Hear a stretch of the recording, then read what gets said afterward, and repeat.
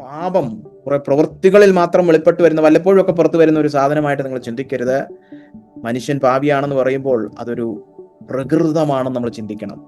മനുഷ്യന്റെ ബുദ്ധിയെയും വികാരങ്ങളെയും ഇച്ഛാശക്തിയെയും, അതായത് മനുഷ്യന്റെ വ്യക്തിത്വത്തിന്റെ എല്ലാ വശങ്ങളെയും ബാധിച്ചിരിക്കുന്ന ഒരു രോഗം പോലെയാണ്.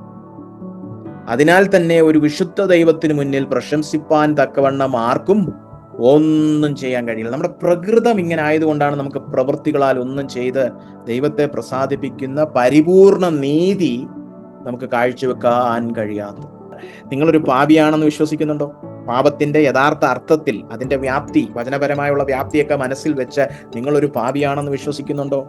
അതായത് ഒരു നന്മയും പ്രവർത്തിക്കുവാൻ കഴിയാത്ത, അനീതി നിറഞ്ഞ, ദൈവഭയമില്ലാത്ത, വഴിതെറ്റിപ്പോയ, കൊള്ളരുതാത്തവനായ, ദൈവത്തിന്റെ ശിക്ഷാവിധി അർഹിക്കുന്ന ഒരു പാപിയാണെന്ന് വിശ്വസിക്കുന്നുണ്ടോ?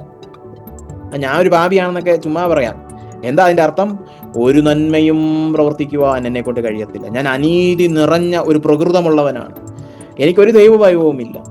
ഞാൻ വഴിതെറ്റിപ്പോയവനാണ്. ഞാൻ ദൈവത്തെ അന്വേഷിക്കുന്നില്ല. ഞാൻ കൊള്ളരുതാത്തവൻ, ദൈവത്തിനൊരു പ്രയോജനവുമില്ലാത്തവനാണ്.